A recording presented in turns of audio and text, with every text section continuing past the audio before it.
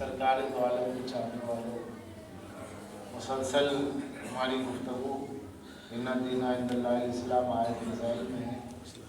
इसमें अल्लाह ने इरशाद फरमाया, बेशक अल्लाह के नज़दीक दीन इस्लाम है। जैसा कि मैं मुसलसल कहता रहा हूँ, इस्लाम 1400 साल दीन नहीं है, बल्कि आदम से लेकर आज तक का मुकम्मल दीन है, और वो भी मुकम्मल है। और हर नबी और हर रसूल का दीन है। शरीयत मोहम्मदी के 1400 साल है, मगर दीन इस्लाम का 1400 साल नहीं है, बल्कि ये कदीमी दीन है। और ये दस्तूर ज़िंदगी भी है, दस्तूर बंदगी भी है। और हर दौर में इस्लाम अपने तकाज़ों पर, हर दौर के तकाज़ों पर मुकम्मल उतरता है। जिस दौर में जो भी इल्म राइज हुआ और जिस इल्म के आगे दुनिया सर झुकाती रही, उस इल्म की रोशनी में इस्लाम को देखा गया तो इस्लाम मुकम्मल नज़र आया, इस्लाम कंप्लीट नज़र आया। आज दुनिया साइंस है, आज साइंस का बोलबाला है, कभी मंतिक का और फ़लसफ़े का था। तो फ़लसफ़ा और मंतिक और इल्म कलाम का जब ज़ोर था, उस दौर में जब देखा गया तो इस्लाम अपने दौर में परफेक्ट था। आज साइंस का दौर है, केमिस्ट्री का, बायोलॉजी का। तो आज साइंस की रोशनी में इस्लाम का मुतालिया किया जाता है, तो जाहिर है कि इस्लाम ही तमाम दीनों में सबसे बेहतरीन दीन मुताबिक लॉजिक है और मुताबिक फितरत है। और आज साइंटिफिक रोशनी में, साइंस की रोशनी में इस्लाम की बहुत सी ऐसी हिकमतें ज़ाहिर होती है हमारे सामने कि जिसको पढ़ के वाकई अक्ल हैरान हो जाती है कि ये क्या क्या इसमें हिकमतें पोशीदा है। मज़ीद इल्म आगे बढ़ता जाएगा, इस्लाम की हिकमतें वाज़ेह होती जाएगी। दुनिया के दूसरे मज़ाहिब और दूसरे अदियान वो है कि इल्म तरक्की कर रहा है तो मज़हब 0 पॉइंट पे आ रहा है, मगर इस्लाम वो वाहिद दीन है कि जो साइंस का भी मुकाबला कर रहा है, लॉजिक का भी मुकाबला कर रहा है। और आज बड़े बड़े पढ़े लिखे लोग इस्लाम की हक़ानियत को कबूल कर रहे हैं। और रंगीन दुनिया में रहने वाले वो अफराद कि जिन्होंने इस्लाम दुश्मनी के सिवा कोई माहौल नहीं देखा, आज वो इस्लाम की तहकीक पर जब कदम रखते हैं, आगे बढ़ते हैं, तो उन्हें सच्चाई की रोशनी अगर कहीं नज़र आती है तो इस्लाम में नज़र आती है। बहुत सी चीज़ें, जैसे कि मशहूर वाक़या ये है कि हम लोग आम तौर पर चूँकि नस्ली मुसलमान हैं और नस्ली तौर पर हमारे पास इस्लाम है, लिहाजा हमें बहुत सी चीज़ों की कदर नहीं है। आप देखें, आप वज़ू करते हैं तो हम ये सोचते हैं कि भैया चेहरे पर पानी डाल लिया, ये काफ़ी है, 2 बार कुल्ली करो, नाक में पानी लो, ये सब क्या है? अजीब सा लगता है। मगर एक बहुत बड़े साइंसदान के सामने ये हकीकत सामने आई, जिसकी वजह से उसने सिर्फ वज़ू की एक हिकमत को देख करके मुसलमान हो गए। उसने वो एक ब्रेन थ्योरी पे काम कर रहा था, दिमाग पर रिसर्च कर रहा था। उसे ये मालूम करना था कि जो दिमाग में कीड़ा हो जाए, बर्जरसोमा, उसे निकाला कैसे जाए। उसने देखा कि उसके लिए ऐसी दवा दरकार है कि जिसको दिमाग तक पहुंचाना ज़रूरी है, क्योंकि कोई और सूरत है नहीं। क्योंकि सर पर अगर तेल डाला जाए तो दिमाग में जज्ब नहीं हो रहा, सवाल सर पे दवा डाल दी जाए तो खाल ख़राब हो रही है। तो उसने कहा अब नाक के अंदर से पहुंचाना पड़ेगा। अब ये कैसे मुमकिन हो कि जिससे पेशेंट को तकलीफ भी ना हो और उसका कामकाज भी जारी रहे, उसको रेस्ट लेना भी ना पड़े। तो उसके लिए वो सोच ही रहा था, सामने गिलास रखा हुआ था, उसने पानी पिया अपनी सोच में, उसका एक कतरा जो है टेबल पर गिरा और एक कतरा उस दिमाग पर गिरा, भेजे पर, जिस पर वो रिसर्च कर रहा था। तो जैसे ही वो कतरा उस पर गिरा, ये परेशान हो गया कि अरे ये क्या हुआ, मेरी मेहनत बर्बाद, अब आश्चर्य नो तहकीक करनी पड़ेगी। लेकिन थोड़ी देर में ये हैरत ज़दा हो गया कि ये पानी का कतरा जैसे ही उस भेजे पर, दिमाग पर पड़ा, तो उस पर जो जरसूमा, जो बैक्टीरिया था, वो हलाक हो गया, वो मर गया। तो ये परेशान हुआ कि ये कोई दवा तो थी नहीं। इसने रिसर्च की, ताकि तो दवा भी तो पानी है, सिर्फ पानी जरसूमे पर पड़ा दिमाग पर और वो हलाक हो गया, वो मर गया। अब जो देखा तो दिमाग सही। तो इसने सोचा कि कोई ऐसी तरकीब होनी चाहिए कि पानी को दिमाग तक पहुंचाया जाए। अब ये सोचता रहा कौन सी तरकीब इस्तेमाल की जाए, साइंस बोर्ड बैठ गया पूरा, मगर कोई आसान तरकीब ना निकली कि जिससे आदमी रेस्ट भी ना कर सके, काम भी कर सके और ये काम भी हो जाए कि दिमाग का कीड़ा भी मर जाए और दिमाग उसका सही और सालिम रहे। तो इसी सोच में था, काम नहीं बना। बाहर निकला, इधर उधर घूम रहा था, देखा कि एक जगह एक मस्जिद नजर आई, खूबसूरत मस्जिद थी। शहर के तौर पर उसने कहा देखो भाई क्या है, ये मस्जिद है, इसको मस्जिद कहे। मस्जिद बगौर देखी, नीचे देखा कुछ लोग वुजू कर रहे हैं, तो सरसरी देखा, लेकिन एक आदमी पे जब नजर टिकी तो टिक गई। उसने देखा कि वो नाक में पानी चढ़ाता है और ऊपर पानी लेता है। वो बुलाया, बुला के पूछा भाई साहब ये आप क्या कर रहे हैं? कहा कि भाई ये प्रेयर करने के लिए मैं वुजू कर रहा हूँ, इसको हमारे पास वुजू कहते हैं। आप बोले नहीं मैं तो मुसलमान नहीं हूँ, लेकिन बहरहाल ऐसे गुजरते गुजरते देखा खूबसूरत मस्जिद है, तो गुजरते गुजरते आप पे नजर पड़ी तो मैंने पूछ लिया। तो उसने कहा कि इसे वुजू कहते हैं हमारे पास। तो बोले ये पानी, तो बोले पानी नाक में लेते हैं और जितना पानी खींचा जाता है उतना हमारे लिए बेहतर है। एहतियाती तौर पे कि नाक में पानी ले लिया है, ये एहतियाती तौर पे पानी खींचा भी जाता है, मुस्ताहब है हमारे पास। तो जैसे ही उसने ये सुना उसके दिमाग में तरकीब आ गई। वो जाके उसने कहा कि भाई ये तरकीब है, ना कोई नली लगाने की जरूरत है, ना पेशेंट को लिटाने की जरूरत है, किसी काम की जरूरत नहीं है। पेशेंट से ये कह दिया करो कि जब भी मुंह धोए दिन में 3-4 मरतबा नाक में पानी खींचा करें। तो इसकी वजह से जैसे जैसे पानी खींचता जाएगा तो दिमाग में कोई जरसूमा होगा तो मरता चला जाएगा। कभी दिमाग की बीमारी हो ही नहीं सकती, कभी नहीं हो सकती। ये सोच के बाद में उसने ये सोचा कि अरे इसमें और क्या चीज है। अब जो गौर करते गया तो उसको कई हिकमतें मालूम हुई। उसने तो कहा ये तो इस्लाम की ABCD है। जब ABCD में इतनी बीमारियों का हल है तो क्या आलम होगा जब पूरे इस्लाम को पढ़ लिया जाए। अब उसने रिसर्च किया तो शऊरी तौर पर मुसलमान होकर के आया। उसने कहा कि नहीं मैंने इस्लाम को कबूल कर लिया है। ये इस्लाम अगर आप इसका नाम ना रखें, इसका नाम दीन फितरत रखें तो किसी को झगड़ा ना हो। लोगों ने कहा ये है ही दीन फितरत, इसका नाम ही दीन फितरत है। चूंकि इस्लाम इसे इसलिए कहते हैं कि सलामती वाला मजहब है, ये किसी पे जोरो जबरदस्ती वाला दीन नहीं है, इसलिए इसको इस्लाम कहते हैं। मुस्लिम के माना सलामती वाला, मुस्लिम के माना सलामती वाला, इस्लाम के माना सलामती वाला। ईमान अमन से है, मोमिन अमन से है। जहाँ मुस्लिम है वहाँ सलामती है, जहाँ मोमिन है वहाँ अमन है, जहाँ ईमान है वहाँ फसाद नहीं है, जहाँ इस्लाम है वहाँ सलामती मौजूद है। तो जब सलामती है तो ये सलामती आपके एरिया की भी है, आपके समाज की भी है, आपके सोसाइटी की भी है, आपके घर की भी है और आपके पूरे सेहत की भी है। तो इस तरह इस्लाम वो ज़ाब्ते हयात है, वो जिंदगी का दस्तूर है कि जिसकी एक एक हिकमत पर अगर आप साइंटिफिक रोशनी में गौर करें तो नजर आएगा आज भी पूरी दुनिया में जो अक्ल और साइंस को अपील करने वाला दीन है वो बस इस्लाम। यही वजह है कि जो इस्लाम कबूल करने वालों का रेशो आप देखें यूरोप में, अमेरिका में, तो बहुत ज़्यादा पढ़े लिखे लोग इस्लाम कबूल करते हुए नजर आते हैं। उसकी वजह क्या है? इस्लाम हर दौर की अक्ल को अपील करता है। हर दौर हर सदी की अक्ल जब इल्म का सफर तय करती जाएगी तो उसको जो मंजिल मिलेगी वो इस्लाम, इस्लाम के सिवा अक्ल की कोई मंजिल ना कल थी, ना आज है, ना कल रहेगी। सलावत पढ़ दे मोहम्मद।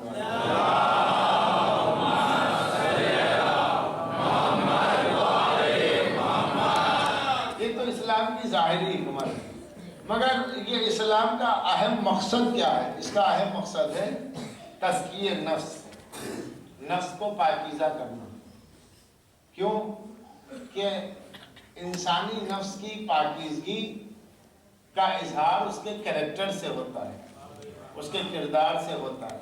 लिहाजा इस किरदार की सलामती बहुत अहम, इसलिए इस्लाम ने किरदार पे ज़्यादा जोर दिया, नज़रिए पे कम।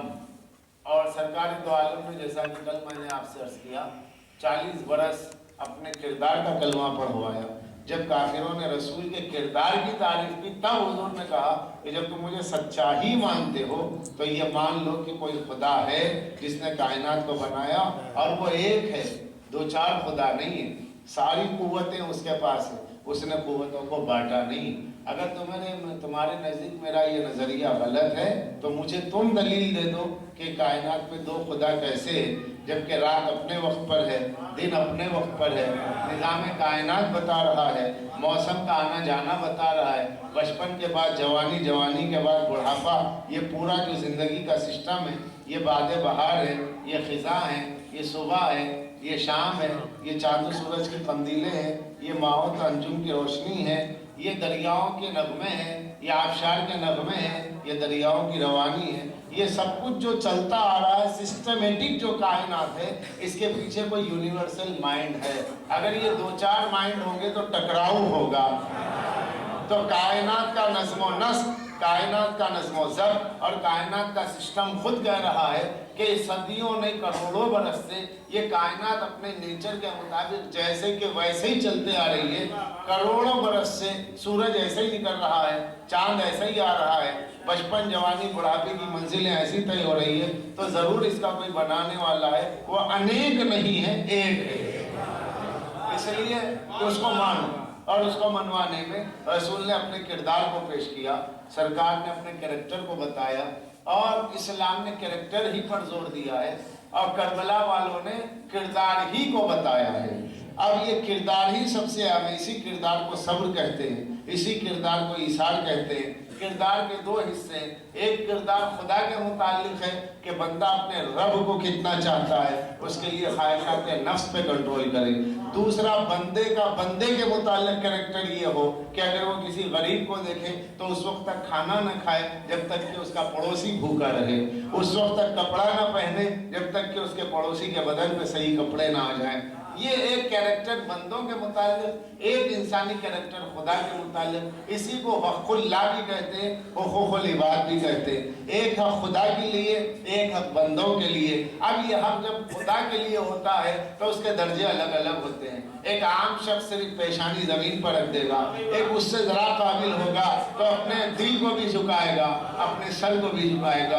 एक उससे बुलंद होगा तो अपना माल खुदा की राह में दे देगा, एक उससे बुलंद होगा तो अपनी जान खुदा की राह में दे देगा, एक उससे बुलंद होगा तो अपनी औलाद अल्लाह की राह में दे देगा।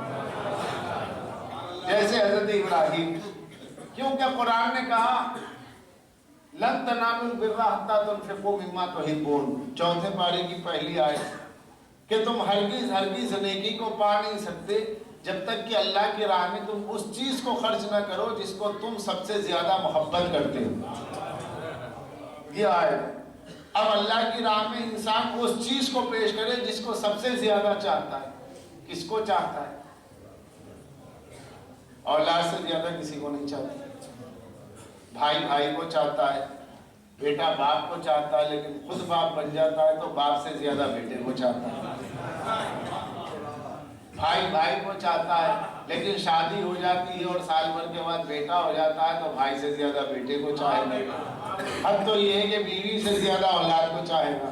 तलाक दे के बीवी को उसके घर भेज सकता है लेकिन बच्चे को छोड़ नहीं सकता, क्योंकि इंसान को अपनी औलाद से बड़ी मोहब्बत होती है और ये बड़ी मंजिल होती है खुदा की बारगाह में नजराना पेश करना। और ये आप देख लें कि हजरत इब्राहिम से ये सवाल हुआ कि इब्राहिम तो मुझे चाहता है या अपने बेटे इस्माइल को, का पालने वाले मैं तुझे चाहता हूँ। ठीक है, अगर मुझे चाहता है तो अपने बेटे की मोहब्बत अपने दिल में क्यों रखता है? एक दिल में दो मोहब्बतें नहीं। अब ये किरदार की बात है, ये किरदार है खुल्लत इब्राहिम। हजरत इब्राहिम का जो मर्तबा है उनके एतबार से उनका अपना कुर्बानी का मामला रहा। अल्लाह की राह में उन्होंने सबसे ज़्यादा जिसको चाहा वो अपने बेटे इस्माइल को चाहा। अल्लाह ने कहा कि अगर मुझे चाहता है तो इस्माइल की कुर्बानी दे दे। का पालने वाले 70 इस्माइल दे दूं? एक इस्माइल का क्या है? मगर हजरत इस्माइल को जब लेकर के चले तो आपके सामने सारी तफसील है कि आंखों पे पट्टी बांध ली। हजरत इस्माइल ने कहा बाबा आंखों पे पट्टी बांध लीजिए। क्यों बांध लिया जाए? कहा इसलिए ताकि आप मुझे देखें न मैं आपको देखूं। पट्टी बांध दी जाए ताकि हम दोनों एक दूसरे को देख के जज्बात से मुतासिर ना हो, एक दूसरे की सूरत को देखकर कहीं ऐसा ना हो कि आपका हाथ कांप जाए। हजरत इस्माइल की कुर्बानी लेकर के पेश हुए, लेकिन जन्नत से दुम्बा आ गया। हजरत इस्माइल ज़िबा होने से बच गए और वो दुम्बा कट गया اور دمبا کٹنے کے بعد میں آج تک عید ہو رہی ہے، جو عید کے موقع پہ آپ جو بکرے کاٹتے ہیں یہ اسی کی یادگار ہے۔ کیوں؟ ایک نبی کا بیٹا، حضرت ابراہیم کا بیٹا بچ گیا، تو یہ خوشی ہے حضرت ابراہیم کے بیٹے کے بچنے کی۔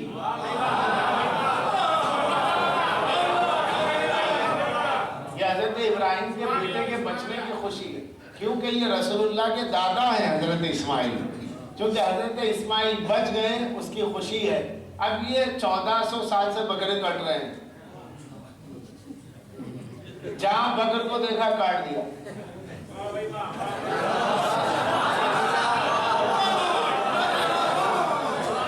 عید کا دن ہے، عید الاضحیٰ ہے، اب اس دن بہت بکر کو خوف ہے۔ اب آپ دیکھیے، اگرچہ کہ چارہ ڈالنے والا ساتھ ہے مگر پہلو میں بیٹھ کے روئے گا ضرور، کیوں؟ کٹنا ہے۔ اب لوگ کہتے ہیں چھریاں آنکھوں میں پھرتی ہیں۔ بہرحال یہ کہ عید کا دن آتا ہے، بکرے کاٹے جاتے ہیں، تو سوال یہ ہوتا ہے کہ یہ کیوں کاٹے جا رہے ہیں؟ کہ حضرت ابراہیم کا بیٹا بچ گیا۔ یہ حضرت ابراہیم کون؟ رسول اللہ کے دادا۔ اب دنیا ہم سے پوچھتی ہے کہ بھیا واقع کربلا تو 1400 سال ہو گیا، یہ آپ آج تک کیوں رو رہے ہیں؟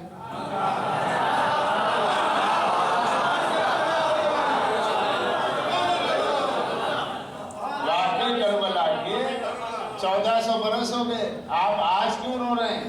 کب تک روئیں گے؟ تو آپ یہ بتائیے بکرے کب تک کاٹیں گے؟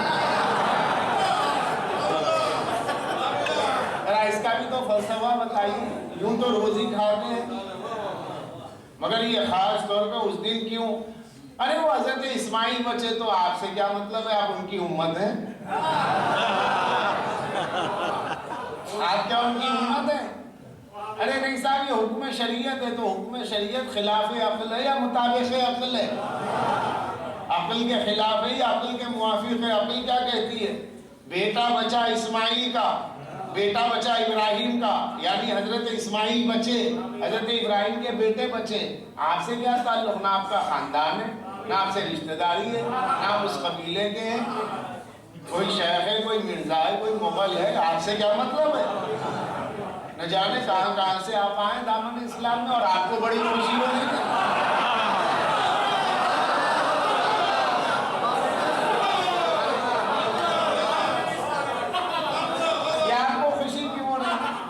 پڑوسی کے گھر شادی ہو رہی ہے لیکن آپ گھر میں بہت خوش نظر آ رہے ہیں، بھائی آپ سے کوئی رشتہ داری ہے؟ کہا نہیں۔ تو پڑوسی کے گھر کی شادی سے آپ کا کیا تعلق؟ ان کے گھر میں دعوت ہو رہی ہے، آپ کیوں خوش ہو رہے ہیں؟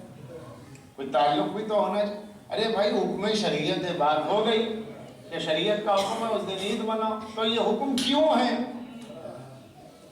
اللہ کو اسماعیل کی قربانی چاہیے تھی، ابراہیم کی نیت دیکھنی تھی، ابراہیم کی نیت ان کے جذبے سے ظاہر ہو گئی، اللہ نے بیٹا واپس کر دیا، جنت سے دمبے کو بھیج دیا، بکرا آیا اور بکرا کٹ گیا، تو ختم ہو گئی بات وہاں پر۔ آج بکرے کیوں کٹ رہے ہیں؟ ایک ہی وجہ ہے نا کہ بکرے کاٹنے کی وجہ، عید کے دن قربانی کی وجہ ہے کہ ایک نبی کا بیٹا بچا۔ تب اسی فلسفے کو دیکھیے کہ جس نبی کی آپ امت نہیں ہے، جس نبی کا کلمہ نہیں پڑھتے،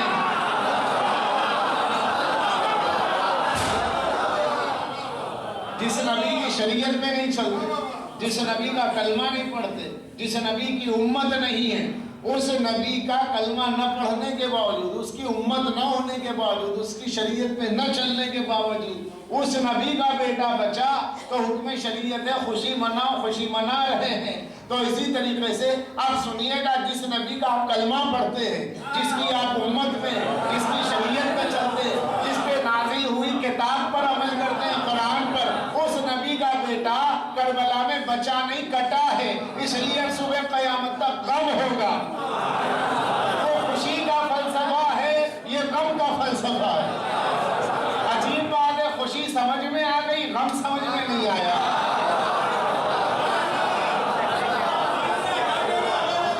خوشی سمجھ میں آ گئی، خوشی سمجھ میں آ گئی، غم سمجھ میں کیوں نہیں آیا؟ یہ تو وہی بات ہو گئی کہ مال غنیمت سمجھ میں آ گیا، جہاد سمجھ میں نہیں آیا۔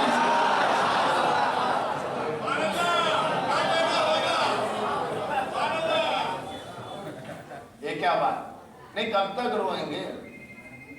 اب یہ اسلام کو کل میں نے آپ کے سامنے بات رکھ دی، جو کردار والا اسلام ہے وہ اہل بیت کا ہے۔ تو اس غم کی وجہ کیا ہے؟ اس کے کئی فائدے ہیں۔ ایک تو رسول سے وفاداری ظاہر ہوگی، دوسرا یہ کہ ہم نبی سے محبت کرتے ہیں تو ان کے غم میں غم، ان کی خوشی میں خوشی، یہی ہماری فطرت ہے۔ تیسرا یہ کہ عزیزان گرامی، اس غم کے ذریعے ذکر اسلام ہوتا ہے، کردار کا پتہ چلتا ہے، ان کے کردار کا ہم ذکر کرتے ہیں، تو اسلام کے کردار کے ذریعے اسلام کا پھیلنا، اس کا ہماری نسلوں کو پتہ چلتا ہے۔ عظمت رسول معلوم ہوتی ہے، عظمت آل رسول معلوم ہوتی ہے، اللہ کی توحید بیان ہوتی ہے، کعبے کی عظمت معلوم ہوتی ہے، قرآن کی عظمت معلوم ہوتی ہے، پورا دین اسلام کا تذکرہ ان مجلسوں میں ہوتا ہے۔ یہ صرف غم حسین کا صدقہ ہے۔ اگر یہ غم حسین نہیں ہوتا، یہ مجلسیں نہ ہوتی، تو عزیزان گرامی یہ معلومات کہاں سے ہو جاتی؟ تو وہ ایک ابراہیم کا بیٹا اسماعیل ذبیح اللہ علی نبینا علیہ الصلوۃ والسلام، کہ ان کی نبوت پر ہمارا ایمان ہے بے شک، مگر وہ بچ گئے تو خوشی، اور سرکار دو عالم جن کا کلمہ پڑھتے ان کا بیٹا نہ بچا۔ ارے صاحب وہ شریعت میں ہے، مگر یہاں حکم شریعت نہیں ہے غم منانے کا، کس کو کس سے جوڑ ہے؟ کس کو کس سے جوڑ ہے؟ وہاں خوشی اور یہاں غم ہے، وہاں خوشی کے لیے تو شریعت کا حکم ہے، یہاں کا حکم ہے؟ یہاں حکم نہیں ہے، کہا نہیں ہے، قرآن پڑھا ہے، ہاں پڑھا ہے، سچی پڑھا، کہا پورا یاد ہے،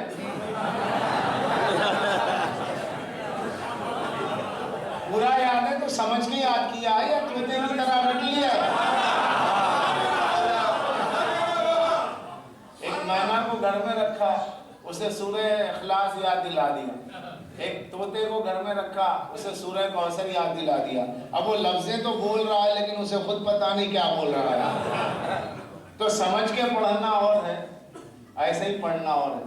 کیا قرآن میں حکم نہیں ہے؟ ہاں نہیں ہے، تو آئیے سورہ شورا پڑھیے۔ آئے مودت جانتے ہیں؟ یہ قُلْ لَا أَسْأَلُكُمْ عَلَيْهِ أَجْرًا إِلَّا الْمَوَدَّةَ فِي الْقُرْبَىٰ، کہہ دو کہ میرے اہل بیت سے محبت کرو، یہی میرے لیے اجر رسالت ہے۔ تو یہ اہل بیت سے محبت میں کیا کیا آ گیا؟ ارے صاحب محبت تو کرتے ہیں، یہ کیسی محبت ہے؟ نہ ان کی خوشی پسند ہے، نہ ان کا غم پسند ہے۔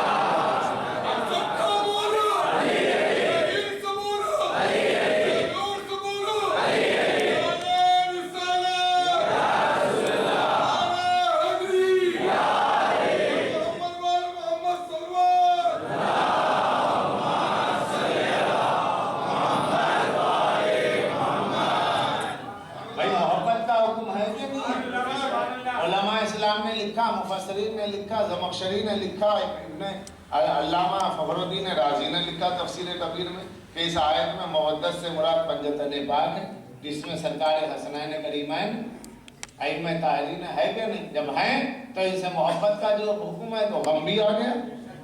ارے وہ کیسے آ گیا؟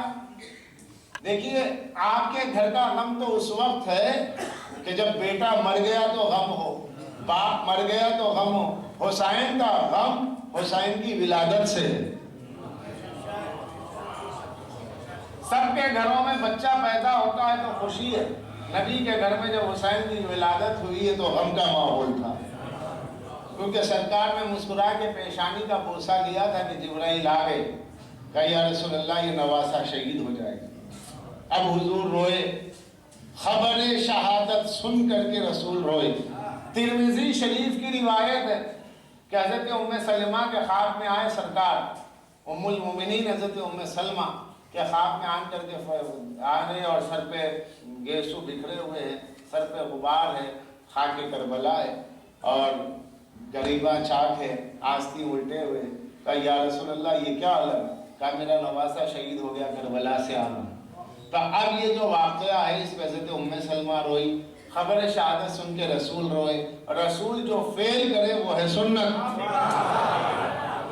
سنت کسے کہتے ہیں؟ رسول کے عمل کو، رسول کے ایکٹیویٹیز کو، رسول کا جو عمل ہے وہ ہے سنت، رسول کا جو قول ہے وہ ہے حدیث۔ تو سنتیں تو آپ کو بہت یاد ہے، لیکن افسوس اس سنت کو بھول گئے کہ غم حسین کی خبر شہادت، صرف خبر شہادت سن کر رسول روئے۔ اور جب واقع کربلا ہو گیا تو جو کچھ رسول کی روح پر گزری ہے وہ حضرت ام سلمہ نے خواب میں دیکھا. کوئی یہ نہیں کہہ سکتا کہ خواب صحیح یا جھوٹ، اس لیے کہ سرکار نے کہا جب میں کسی کے خواب میں آؤں تو میں ہی رہوں گا، شیطان میری صورت میں نہیں آ سکتا.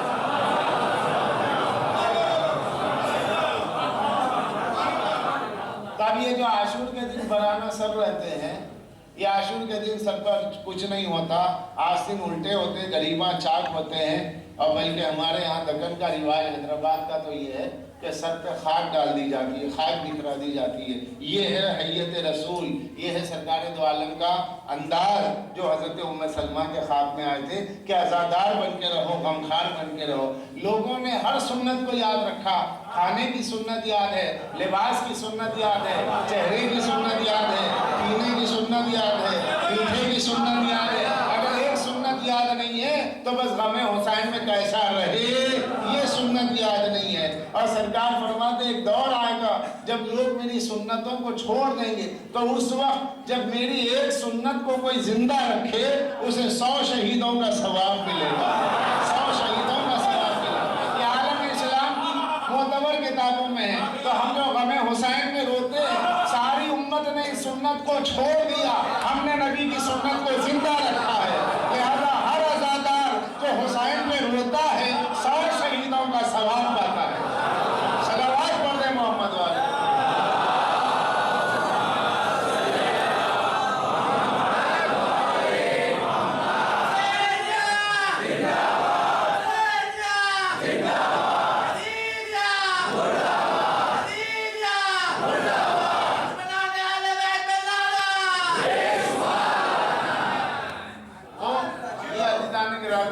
یہ سنت رسول ہے اور بہت سے علماء اہل سنت اس کو مانتے ہیں. عوام میں ایک چرچا ہے کہ بس شیعہ ہی کرتے، نہیں، شیعوں کا کوئی ٹھیکہ نہیں ہے اس میں. اب یہ اور بات ہے کہ یہ شرف شیعوں کے حق میں آیا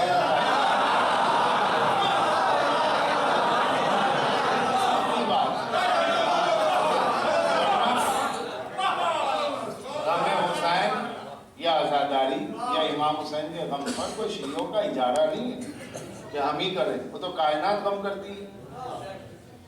کون ایسا ہے جو غم حسین میں کائنات کا کون سا حصہ ہے؟ زمین و آسمان و سبھی تو مولا کا غم مناتے ہیں. تو مگر عزیزان گرامی، بہت سے جو انصاف پسند صوفیہ کرام اور محبین اہل بیت گزرے ہیں، اہل بیت سے جنہیں عقیدت رہی ہے، وہ برابر انہوں نے غم حسین کا اہتمام کیا ہے. اور یہ بول کے بھی کیا ہے کہ اس سے کوئی ہمیں شیعہ نہ سمجھے. ہم صرف یہ بتانا چاہتے ہیں کہ ہم رسول کو مانتے ہیں، اس لیے حسین کا غم کر رہے ہیں. ایک اچھا جملہ ہے. کوئی یہ نہ سمجھے کہ ہم غم حسین کر رہے ہیں تو ہم شیعہ ہیں، بلکہ اس لیے کر رہے ہیں کہ ہم رسول کے امتی ہیں، امتی ہونے کا ثبوت ہے. حیدرآباد کی دکن حیدرآباد کی 120 سالہ یونیورسٹی، اسلامک یونیورسٹی جامعہ نظامیہ، اس کے 120 سال ہو چکے. اس کے جو بنیاد گزار تھے، فاؤنڈر مولانا انوار اللہ خان صاحب فاروقی، وہاں کے جو پرنسپل گزرے ہیں، انہوں نے اپنی کتاب مقالات طاہر میں لکھا کہ غم حسین میں آنسو بہانا نبی کی سنت ہے. جنہیں عربی ادب پر مدینہ یونیورسٹی سے ڈگری ملی ہے، جامع ازہر نے جنہیں سند دی ہے عربی ادب کی، وہاں کے شیخ الادب ہے، انہوں نے اپنی کتاب میں لکھا غم حسین میں آنسو بہانا نبی کی سنت ہے. معلوم یہ ہوا سچا سنی وہ ہے جو غم حسین میں روتا ہے. یہ علامہ سید شاہ طاہر رضوی القادری اپنی کتاب میں لکھتے ہیں. اور آج بھی ہندوستان کی بہت بڑی بڑی خانقاہیں اور درگاہیں ہیں جہاں پر باضابطہ مجالس کا اہتمام ہوتا ہے. اگر آپ دیوا شریف چلے جائیں بارہ بنکی، تو وہاں حاجی وارث علی شاہ صاحب کا مزار ہے جو وارث پاک کے نام سے مشہور ہے. سید موسوی ہے، نیشاپور سے حضرت کے آبا و اجداد آئے تھے. آج بھی وہاں پر جتنے حنفی ہیں، جتنے اہل سنت ہے، میں نے اپنی آنکھ سے دیکھا ہے. یکم سفر کے دن ہو یا عاشور ہو یا اربعین ہو، باضابطہ صفِ ماتم بنتی ہے، لا الہ الا اللہ محمد رسول اللہ کی پٹیاں بندی ہوتی ہے، نماز پڑھتے ہیں اپنے طریقے پر، لیکن جب مجلس ہوتی ہے تو مسائل پڑھے جاتے ہیں اور مسائل سننے کے بعد میں صفِ ماتم بنا کر کے خونی ماتم کیا جاتا ہے۔ ان سے پوچھا جاتا ہے کہ بھئی آپ لوگوں کا طریقہ کیا ہے؟ کہ آپ لوگ شیعہ ہو گئے، کہا شیعت سے ہمارا کیا لینا؟ کیا شیعہ ہونے کی دلیل یہ تھوڑی ہے کہ غم حسین میں ماتم کر لو، ماتم ہم کرتے ہیں حسین کے لیے، ہم سے شیعوں کا کوئی تعلق نہیں ہے، یا کوئی شیعہ انجمن نہیں آتی ہے، چونکہ ہم حسین کو چاہتے ہیں لہذا ہمارا کوئی لیبل نہیں ہے، ہم حسینی ہیں۔ تو اس طرح آج بھی ماحول ہندوستان کے بعض شہروں میں ہے، اور ابھی اجمیر میں غریب نواز خواجہ معین الدین اجمیری کے پاس آپ جیسے ہی داخل ہوں، نظام گیٹ کے بازو میں نیچے ہی بہت شاندار ادا خانہ، اور اس میں بھرپور ماتم ہوتا ہے، بھرپور مجلس ہوتی ہے، مرثیہ ہوتا ہے، اور نماز پڑھتے ہیں سب حنفی طریقے پر، لیکن ماتم مجلس کے پابند ہیں۔ ان سے لوگ جا کے کہتے ہیں یہ آپ نے یہ کیا طریقہ رکھا ہے؟ کہا صاحب ہم نے اپنے بڑوں سے یہی دیکھا ہے، ہم کچھ بھی کر لیں گے، آپ جیسا بولے ویسے مان لیں گے، بس حسین کے ماتم سے نہ روکنا۔ کیونکہ اب اسلام کا ہمارے پاس ثبوت اور کیا ہے کہ جس کے دیار میں ہم رہتے ہیں وہ ہے خواجہ غریب نواز، اور انہوں نے لکھا شاذ حسین، وہ بھی سید تھے، ہم بھی سید ہیں، شیعہ سنی جائے آپس کے فرقے جتنے چاہے لڑیں، جو سید ہے وہ تو اپنے جد کا ماتم کرے گا۔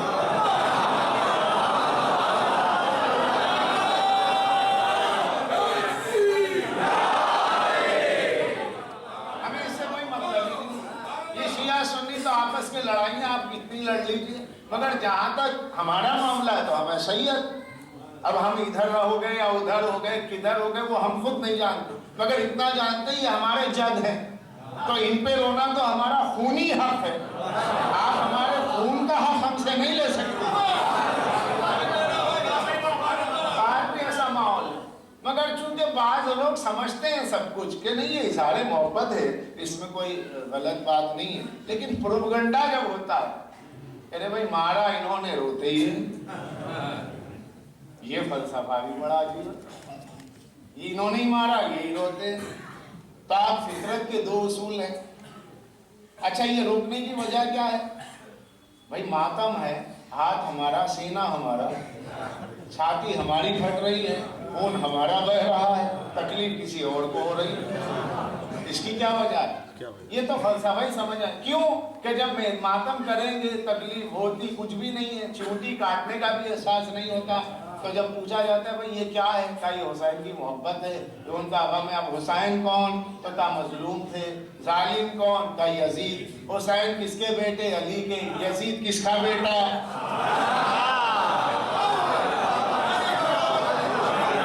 اب یہ ایک ماتم کی صف میں آ جائے گا تو بڑے بڑوں کے شجرے کھل جائیں گے۔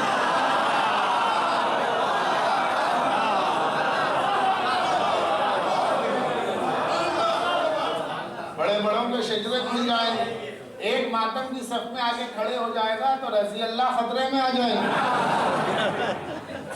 اب کیا کیا جائے؟ کہا کہ نہیں انہوں نے ہی مارا، انہوں نے ہی قتل کیا، لہٰذا یہی روتے ہیں، یہ ان کا رونے کا حق ہے کیونکہ مارا انہیں کے لوگوں۔ چلیے قبول ہے، لیکن یہ بتائیے جو ماتم کرتے ہیں انہوں نے مارا ہے، تو جو اس کے اپوزٹ میں ہوں گے انہیں کیا کرنا چاہیے؟ خوشی کرنا چاہیے۔ تو یہ تو غم کرتے ہیں، ماتم کرتے ہیں، آپ کیا کرتے ہیں؟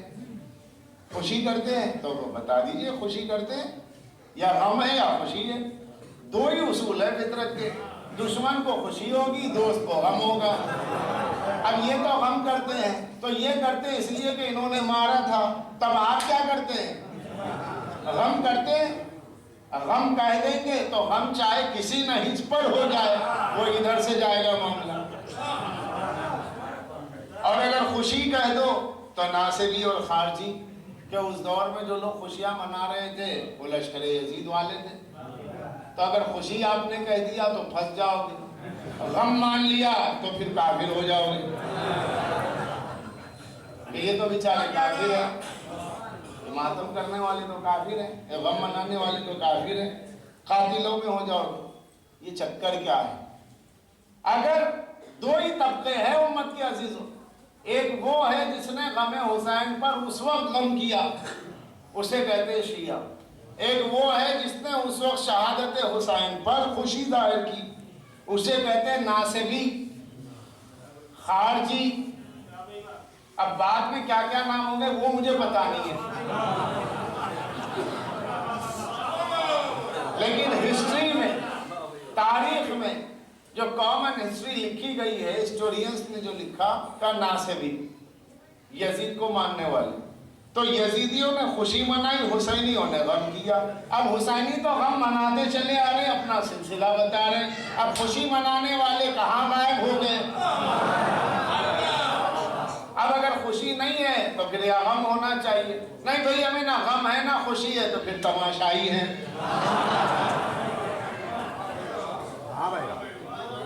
سوال کر کے تو آپ ہنس جائیں، نہیں دیکھیے ایسا ہے کہ حضرت حسین رضی اللہ تعالیٰ عنہ کا جب ذکر ہو غم کا، فطری طور پہ آنکھ میں آنسو آ جائے الگ بات ہے، وہ فطرت، مگر یہ مسلسل رونا یہ تو صاحب مکانی ہے، یہ نیچر کے خلاف۔ آدمی ایک آدھ بار رو سکتا، چوپ روتے تھوڑی رہے گا، بار بار روتے تھوڑی رہے گا، اس کا مطلب یہ فطری نہیں ہے، غیر فطری۔ کہاں کہاں سے کوششیں ہو رہی، کیوں اس اسلام کو روکا جائے جو صبر کے راہ سے آیا ہے، اس اسلام کو پہچنوایا جائے جہاں حکومت کی علامت اسلام ہے، جہاں اسلام کو حکومت سے پہچنوایا گیا وہاں غم سے روکا جا رہا ہے، اور جہاں صبر سے پہچنوایا گیا وہاں غم منایا جا رہا ہے۔ اب یہ پہچاننے کے لیے کہ صاحب یہ فطری اور غیر فطری، مسلسل رونا عیاری کی علامت۔ اچھا تو آئیے ذرا قرآن مجید میں دیکھیں، سورہ یوسف پڑھیں، حضرت یوسف کے بیٹے، حضرت یوسف، یعقوب کے بیٹے حضرت یوسف کے قتل کے سلسلے میں ان کے سونتیلے بھائیوں نے کنویں میں ڈال دیا، کپڑے پر بھیڑیے کا خون لگایا، حضرت یعقوب کے پاس آئے، کہا ابا جان یوسف مارے گئے۔ اب حضرت یعقوب روئے، اتنا روئے اتنا روئے اتنا روئے کہ قرآن کہتا ہے ان کی آنکھوں کی پتلیاں جو تھی سیاہ پتلیاں، کالی پتلیاں سفید ہو گئی، یعنی اندھے ہو گئے روتے روتے۔ تو جسم کا ایک حصہ ضائع ہوا، ایک حصے میں فرق آ گیا، اتنا روئے۔ اور حضرت یوسف کے جو سونتیلے بھائی تھے یعنی یعقوب کے دوسرے بیٹے، یہ بار بار آگے کیا کہتے تھے قرآن میں، انکا لفی ضلالک القدیم، ارے بابا آپ ابھی تک رو رہے ہو، انکا لفی ضلالک القدیم، یہ آپ قدیم زمانے سے کب تک روئیے گا، اور حضرت یوسف پہ کب تک آنسو بہائیں گے کہ ہم آپ کی اولاد نہیں ہے، ایک یوسف پہ جانے کا اتنا غم ہے تاکہ تم سب مر جاتے مجھے دکھ نہ ہوتا، میرا یوسف مجھ سے چھن گیا۔ یہ کون رو رہا ہے؟ حضرت یعقوب۔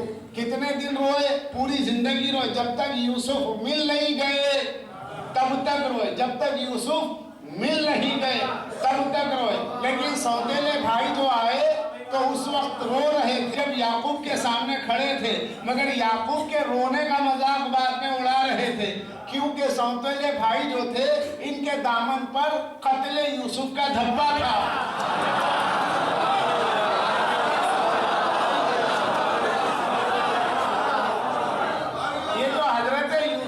سونتیلے بھائی تھے، یہ یعقوب کے رونے پہ بگڑتے اس لیے تھے کہ ان کے دامن پر حضرت یوسف کے خون کے دھبے تھے، یعنی یہ سمجھتے تھے کہ ہم نے تو یوسف کو مار دیا۔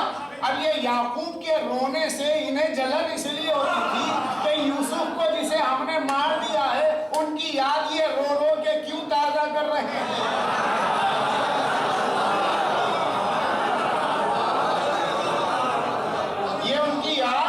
جب دیکھو روتے ہیں اور ہائے یوسف ہائے یوسف ہائے یوسف، ہم یوسف کا نام نہیں سننا چاہتے، کیا ہم نہیں ہیں؟ ارے ہمیں بھی درد ہے مگر ہم بھی روئے، ایسا نہیں کہ مسلسل رو رہے۔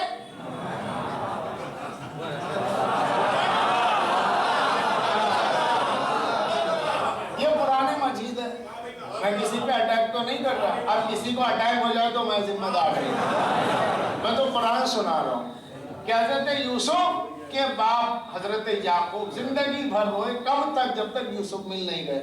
بگڑے کون؟ وہ جنہوں نے حضرت یوسف کو یہ سمجھ کے کنویں میں ڈال دیا کہ یہ مر گئے، تو جو قاتل تھے وہ بگڑے رونے پر۔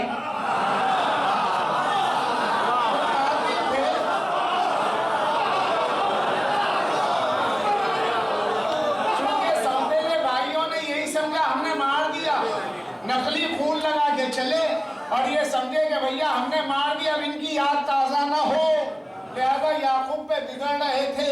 اس لیے بگڑ رہے تھے کہ یہ جانتے تھے کہ قتل ہم نے کیا ہے۔ تو معلوم یہ ہوا کہ رونے پہ وہ بگڑتا ہے جس کے دامن پر قتل کے کھپے ہو کے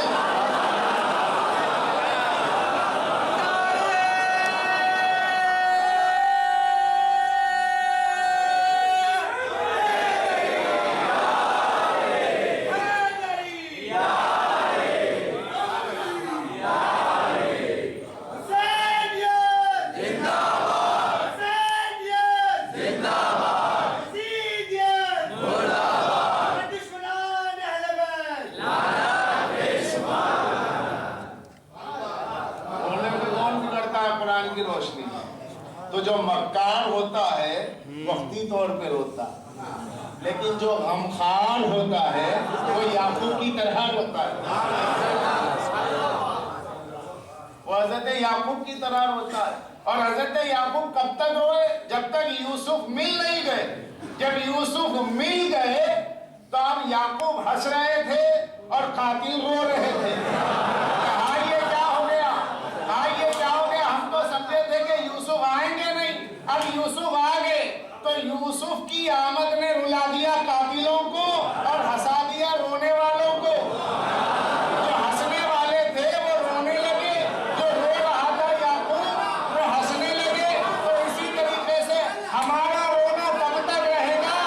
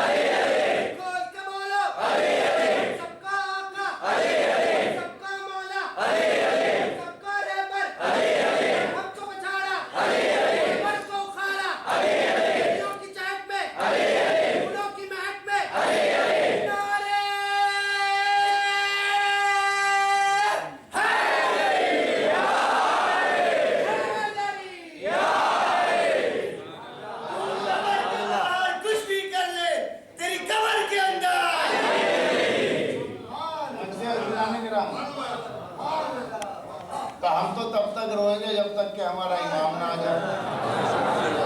جب وہ فخر یوسف آ جائے گا، جب وہ فخر یوسف آ جائے گا، یہ رونے والے ہنسیں گے اور یہ ہنسنے والے روئیں گے۔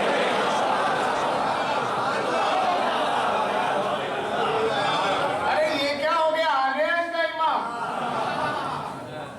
اور وہ آیا بھی تو ذوالفقار بے نیام کر کے۔ کیوں؟ قاتلوں کو پہچانو۔ تو آنکھیں ہماری رو رہی ہے، چہرے آپ کے مسکرا رہے ہیں، ہنسے، خوب ہنسے، مذاق اڑائے، خوب اڑائے، جیسے یعقوب کا اڑایا گیا۔ مگر وہ یعقوب کی آنکھیں تھیں، روتے روتے ضائع ہو گئی۔ مگر یہاں مومن کی آنکھیں ضائع نہیں ہوتی، یہ حسین کا معجزہ ہے۔ ایسے ایسے رونے والے ہیں کہ جنہیں میں نے دیکھا ہے مساجد میں بے ہوش ہو گئے، کئی جگہ پر، کئی مقامات پر آج بھی لوگوں نے اٹھایا ہے، دیکھا تو بے ہوش ہو گئے۔ صاحب ان کا اکثر ہی عالم ہو جاتا ہے، بڑی مجلس میں سر ٹکرایا، دیوار سے بے ہوش، خون برآمد، تاکہ اکثر ایسا ہوتا ہے، آنکھیں نہیں گئی۔ کیوں؟ وہ یعقوب کی آنکھیں یوسف کے فراق میں چلی گئی، اندھے ہو گئے، لیکن جب حضرت یوسف کا پیراہن جیسا ہی آیا، پیراہن آنکھوں پہ آیا، روشنی آ گئی، روشنی آ گئی۔ کیوں آ گئی؟ اس لیے کہ یوسف کا پیراہن مل گیا، آنکھوں میں روشنی آ گئی۔ تو عزیزان گرامی کیوں؟ اس لیے کہ یوسف معصوم ہے، تو معصوم کا پیراہن آ گیا معصوم کی آنکھوں پر، تو روشنی واپس آ گئی۔ وہ یوسف کی بات ہے، وہ یعقوب کی بات ہے، یہ عزاداران حسین کی بات ہے کہ عزاداروں کی آنکھیں اس لیے ضائع نہیں ہوتی کہ ادھر آنکھ سے آنسو نکلتا ہے، ادھر رومال سیدہ ہے۔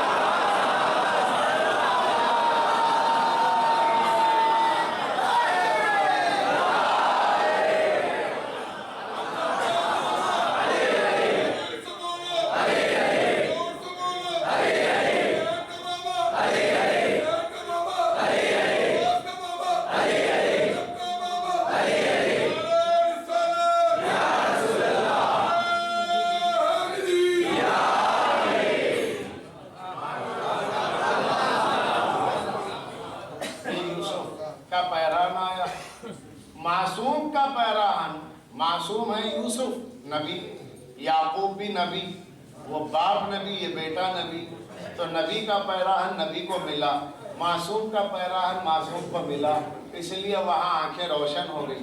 یہاں گنہگار آنکھیں ہیں، خطاکار نگاہیں ہیں، گنہگار نگاہیں ہیں، مگر ان گنہگار آنکھوں کے آنسوؤں کو چونکہ غم حسین سے نسبت مل گئی تو اتنے پاک ہو گئے کہ رومال سیدہ کی زینت بن گئے۔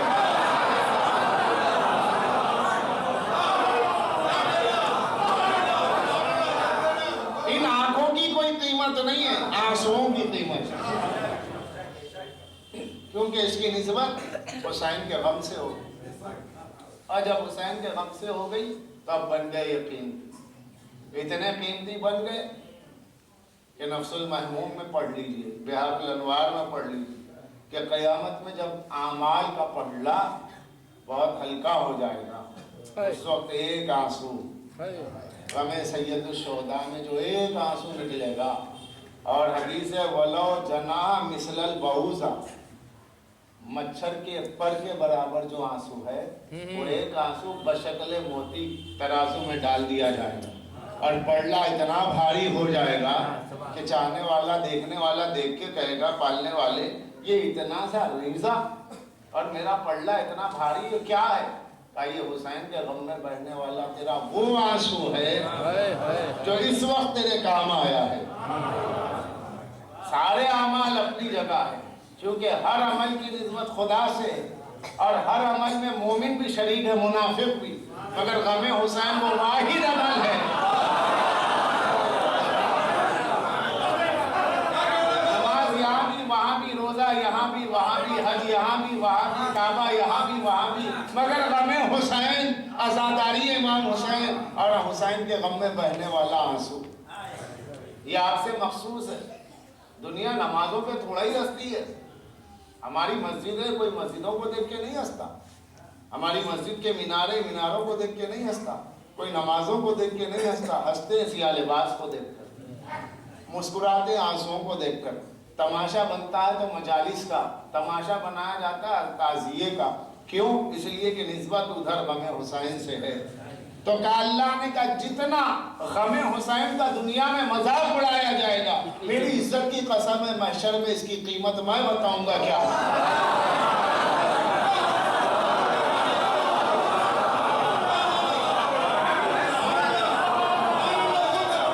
میں محشر میں بتاؤں،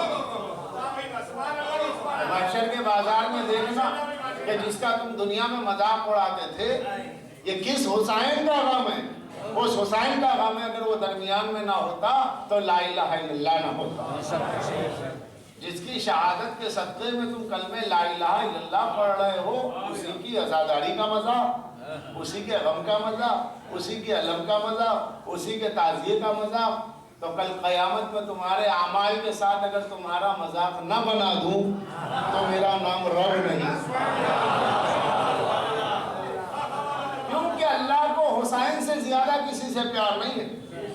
جو حسین کا ہے وہ خدا کا ہے، جو حسین کا نہیں ہے وہ خدا کا نہیں ہے، چاہے وہ کعبے میں مر جائے۔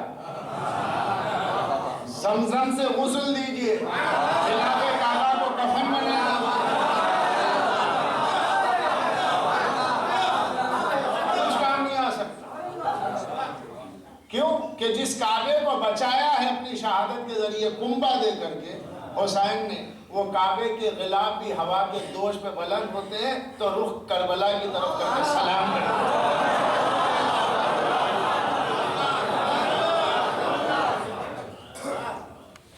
وہ کعبہ ہے، یہ حسین ہے نہیں، یہ حسین نہیں ہے، یہ حسین نہیں ہے، یہ کعبے کا کعبہ ہے۔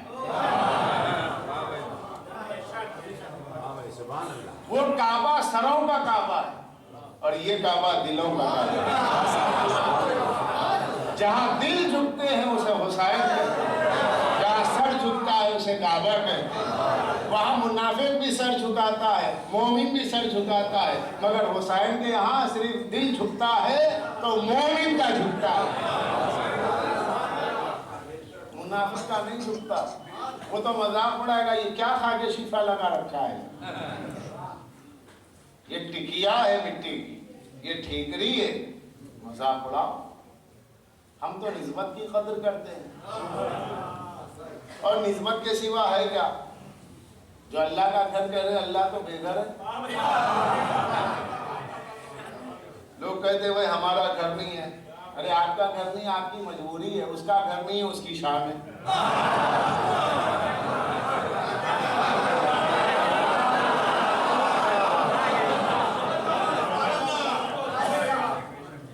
ایسے بھی بندے جن کا گھر نہیں ہے تو ان کی مجبوری ہے، اب وہ اس کی شان ہے کہ اس کا گھر ہے۔ اب یہ کعبۃ اللہ ہے، بیت اللہ کہتے ہیں اللہ کا گھر، کیوں کہتے ہیں؟ کیونکہ اللہ نے اس طرف رخ کر کے نماز پڑھنے کا حکم دیا، اس لیے اسے بیت اللہ کہتے ہیں، ورنہ اللہ کا اپنا کوئی گھر نہیں ہے، نسبت اللہ سے ہے، اس لیے کعبہ محترم ہے۔ رسول کہتے ہیں میسنجر کو، رسول کہتے ہیں قاصد کو، رسول کہتے ہیں پوسٹ مین کو، عربی میں رسول کہتے ہیں قاصد کو۔ تو رسول اگر کسی کا بھی کسی بادشاہ کا ہوگا، کسی شخص کا ہوگا، کوئی احترام نہیں، مگر رسول اللہ کا ہو، رسول اللہ کی خبر دینے والا، اللہ کا پیغام پہنچانے والا، تو اللہ کی نسبت میں ہی محترم۔ کتاب کوئی ہو ایسے ہی رکھ دی جائے، مگر ایک چھوٹا سا پارہ مل گیا، یاسین مل گئی، اسے کپڑے پہ لپیٹ کے رکھ، کیوں؟ اس لیے کہ نسبت ہے کہ سب کا کلام چھپا ہے اپنی جگہ، یہ خدا کا کلام ہے، کلام اللہ۔ نسبت کی وجہ سے تو ساری تعظیم ہے۔ تو حسین کی نسبت کیا ہے؟ اللہ کے ولی ہے۔ علی کی نسبت کیا ہے؟ اللہ کے ولی ہے۔ تو اب جو چیز ان سے منسوب ہو گئی اس کا احترام ہے۔ اگر اللہ کو چاہنا ہو تو اللہ کی نسبت کا احترام کرو، اور اگر انہیں چاہتے ہو تو ان کی نسبت کا احترام کرو، اس لیے کہ جو ان سے قریب ہے وہ رب سے قریب ہے۔ یہ غم جو غم حسین، یہ جو عزاداری ہے، یہ ایک رسم نہیں ہے، یہ عبادت ہے، یہ تیوہار کے دن نہیں ہے، یہ کسٹمز جسے کہتے ہیں وہ نہیں ہے، ٹریڈیشن جسے کہتے ہیں وہ نہیں، یہ عبادت ہے۔ کیونکہ عبادت وسیع مفہوم ہے، صرف 2 رکعتی نماز کو عبادت نہیں کہتے۔ عبادت صرف نماز کا نام نہیں، روزے کا نام نہیں، اللہ کے قانون پر اللہ کی خاطر مکمل عمل کا نام عبادت ہے۔ ماں باپ کی اطاعت بھی عبادت ہے، پڑوسی کی عزت بھی عبادت ہے، حلال طریقے سے روزی کمانا بھی عبادت ہے، بیوی بچوں کو رزق حلال دینا بھی عبادت ہے، اور ان تمام عبادات میں جو بڑی عبادت ہے وہ ہے حسین کا غم اور انتظار امام۔ غیبت امام میں افضل عبادت کہا گیا انتظار امام۔ یہ انتظار سے مراد یقین ہے، یقین رکھ کر انتظار کرنا، جیسے بیمار کو مسیحا کا انتظار ہوتا ہے، جیسے مریض کو ڈاکٹر کا انتظار ہوتا ہے، جیسے رات میں رہنے والے کو صبح کا انتظار ہوتا ہے، ویسے ہی ہم غلاموں کو اپنے آقا کا انتظار۔ مریض مایوس کب ہوتا ہے؟ جب اسے ڈاکٹر پہ اعتبار نہ ہو۔ ہمیں اپنے امام کا اعتبار ہے، ہمارے دین کا اعتبار وہی ہے، ہمارے ایمان کا اعتبار وہی ہے، اسی اعتبار پر تو اللہ نے اپنی غیبت کو رکھا ہے. وہ اللہ غائب الغائب ہے اور اس نے اپنی صفت غائب سے دے کر کے اپنی غیبت کی کسوٹی بنا دیا کہ میری غیبت پر ایمان کا مطلب ہے میرے ولی کی غیبت کو مانو، سمجھو میری غیبت کو مان گئے.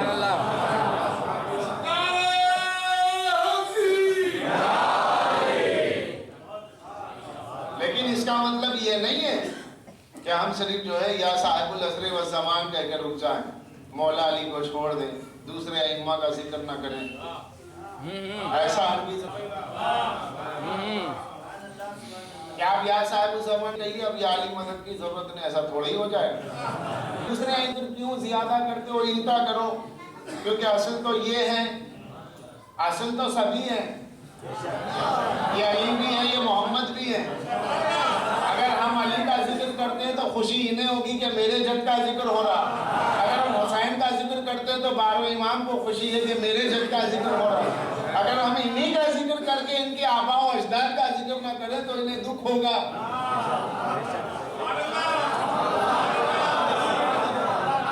نہیں بھائی، چونکہ اب اس وقت یہ ہے ان کا ذکر کیجیے اوروں کا ذکر مت کیجیے، تو پھر محمد الرسول اللہ نہ پڑھیے، کیونکہ محمد الرسول اللہ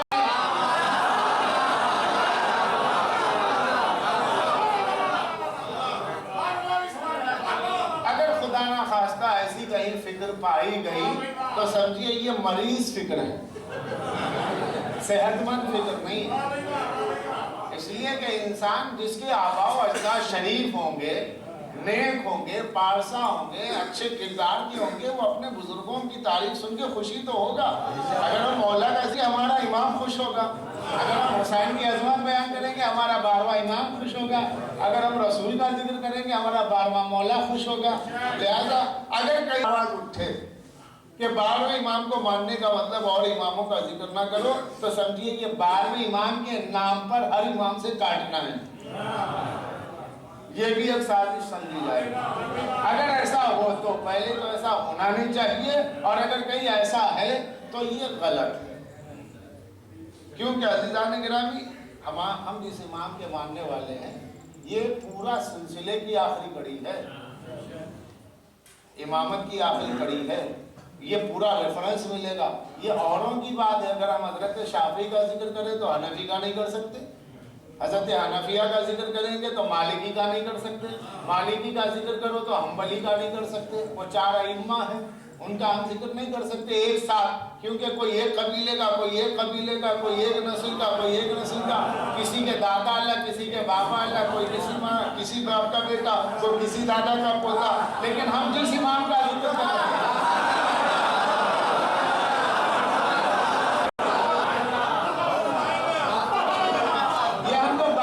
کر رہے ہیں یا تو پورا سلسلے کا سلسلہ ملتا ہے. ایک ہی خاندان ہے، ایک ہی شجرہ ہے، ایک ہی عصمت ہے، ایک ہی مزاج ہے، ایک ہی فطرت ہے، ایک ہی گھر ہے، ایک ہی گھرانہ، ایک ہی نجابت، ایک ہی طہارت، ایک ہی نورانیت، ایک ہی کردار، ایک ہی گفتار، ایک طرح کی رفتار. سب محمد ہیں، سب علی ہیں. یہ اول بھی یہ ہے، آخر بھی یہ ہے، اوسط بھی یہ ہے، کل کا کل یہ ہے. ایک جڑ کی 12 شاخیں ہیں. جڑ کا نام ہے محمد مصطفیٰ اور شاخوں کا نام ہے ائمہ طاہرین. اور پہلی جڑ ہے محمد اور آخری جڑ ہے محمد.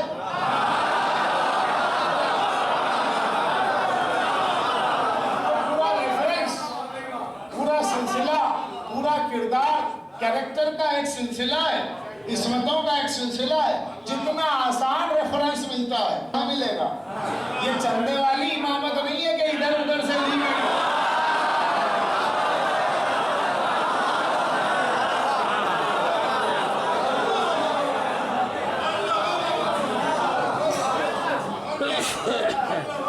اس لیے یہاں کیا شرم ہے. اگر ہم ان کا ذکر کر کے مولا کا ذکر کریں، امام حسین کا ذکر ہے، زندگی تھوڑا ہی ہے. چلے نہیں بھائی یہ گھرانہ الگ ہے، وہ گھرانہ الگ ہے.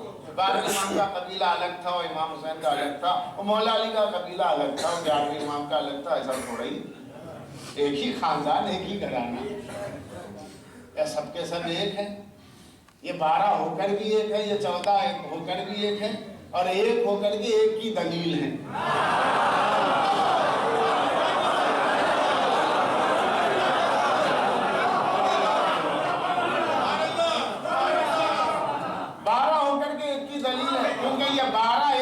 پہنچاتے ہیں.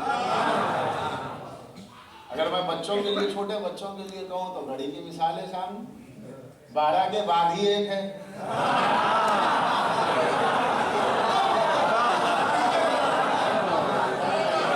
12 کے بعد ہی ایک ہے. 12 کے بعد گھڑی بنانے والا گھڑی ساز 12 کے بعد 13 بھی رکھ سکتا تھا, مگر اس نے 12 کے بعد ایک رکھا. شاید قدرت کو اس سے کام لینا منظور تھا.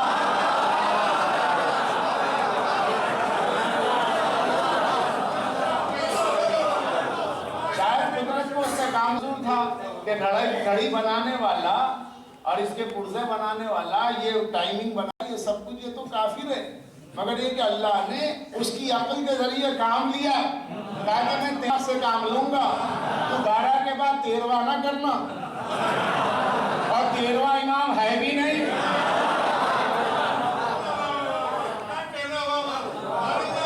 بارہ کے بعد 13 نہیں, 12 کے بعد ایک.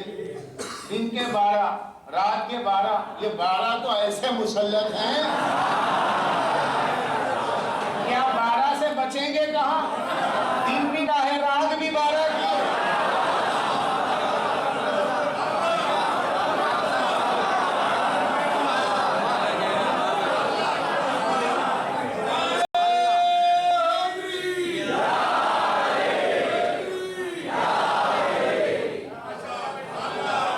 دن بھی 12 کا ہے, رات بھی 12 کی, پھر بھی 12 سے. یہ کیا ہے بھائی ان لوگوں کا یہ 12 امام کہاں سے لائے؟ 12 امام عجیب فلسفہ لیتے ہیں. 12 امام کیا ہوتے ہیں؟ اچھا 12 سے اتنا آپ کو بیان ہے تو 12 کے بغیر رہ کے بتائیے. اچھا دنیا میں کہیں بھی جائیے جہاں 12 کے بعد 13 لائیے, جہاں جائیں گے 12 ہے اور 12 کے بعد ایک ہے. گھڑی کا دماغ دیکھیں, اللہ نے اسے جو عقل دی کہ غیر شعوری طور پر, انکانشیسلی طور پر اس نے بھی جو بنایا ہے تو 12 کے بعد ایک ہی رکھا ہے تاکہ دنیا کو پتا چل جائے یہ 12 تک پہنچنے کا مطلب ہے ایک تک پہنچنا. ایک تک پہنچ ہی نہیں سکتے جب تک کہ 12 تک نہ پہنچے. اب پھر بھی اگر 12ویں کو نہیں مانتے ہیں تو بتائیے پھر ایک کو کیسے مانتے ہیں؟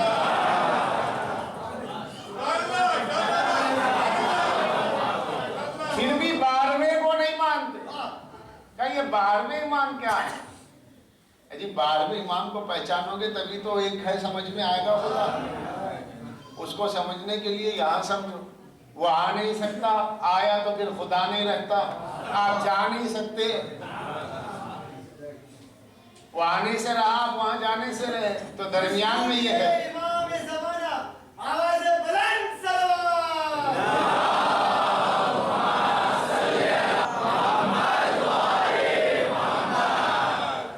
لہذا اللہ نے اس کو درمیان اپنی غیبت کا اور اپنے دین کی حفاظت کا, وہ ہے ہمارا امام. ہمیں سمجھنا ہے تو اس کی امامت کے ذریعے, کیونکہ ان الدین عند اللہ الاسلام, اللہ کے نزدیک اسلام دین ہے. اللہ کے نزدیک دین اسلام ہے. اسلام ہے, اس کا ثبوت کیا ہے؟ اس کا ثبوت یہ ہے جو اس کی حفاظت پر معمول ہے. یہ تمہید ہے. یہ کربلا جو آنے والی کربلا ہے, لیکن وہ کربلا جو مسکراہٹوں کے دور میں ہوگی, جہاں پر کربلا والوں کے چہروں پہ مسکراہٹ ہوگی, وہ انہی کا ظہور ہے. انہی کا ظہور ہے. ابھی لوگوں نے کربلا کا میدان دیکھا ہی کہاں؟ کربلا کا میدان جہاں پر ترائی کا شیر غازی لیٹا ہوا ہے, وہ کربلا کا آخری حصہ وہ ہے جب 12واں امام آگے بتائے. نہ گھبراؤ مسلمانوں, خدا کی شان باقی ہے. ابھی اسلام زندہ ہے، ابھی قرآن باقی ہے۔ یہ کافر کیا سمجھتے ہیں جو اپنے دل میں ہنستے ہیں؟ ابھی تو کربلا کا آخری میدان باقی ہے۔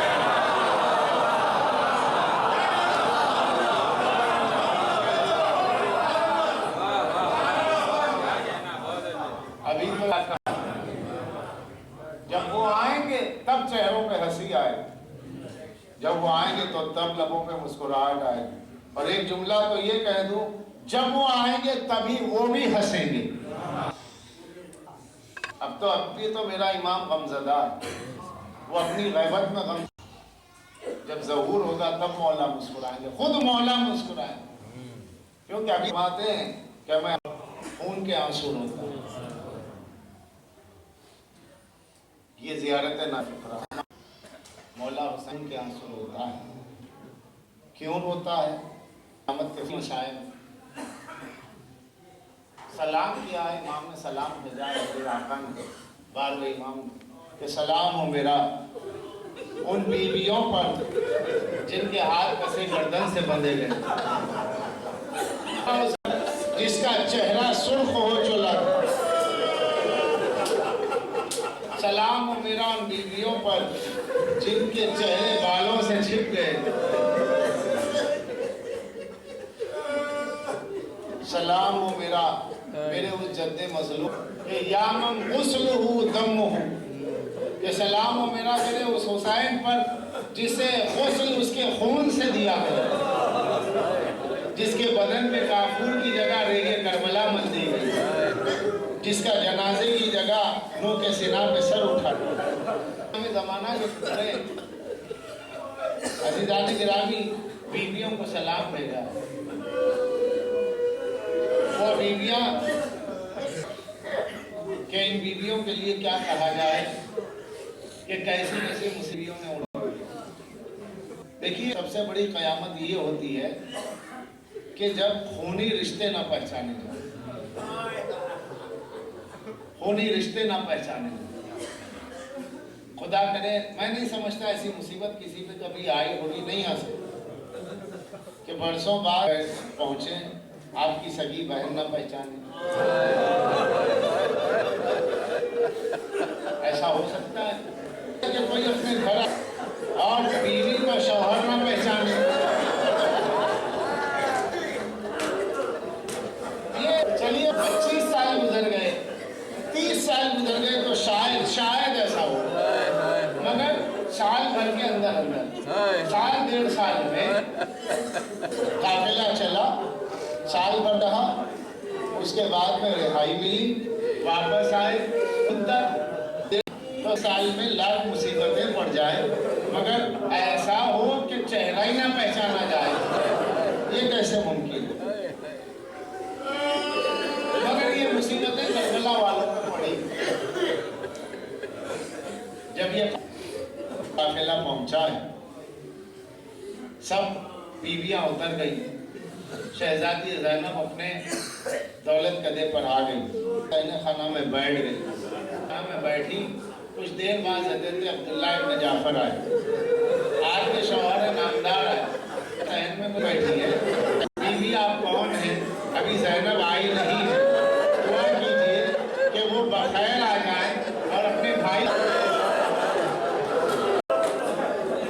ایک مرتبہ بیوی پلٹی، حضرت عبداللہ کی نظر پڑی، کہا کہ بیوی ارے آپ کی ابا کہاں ہے؟ آپ کیسے یہاں بیٹھے؟ زینب نہیں آئی ہے تو نہیں آئی ہے، کیا واقعی نہیں آئی؟ کہا ہاں واقعی نہیں آئی، کیا آپ دیکھیں گے تو پہچان لیں گے، کہا کیسی بات ہے؟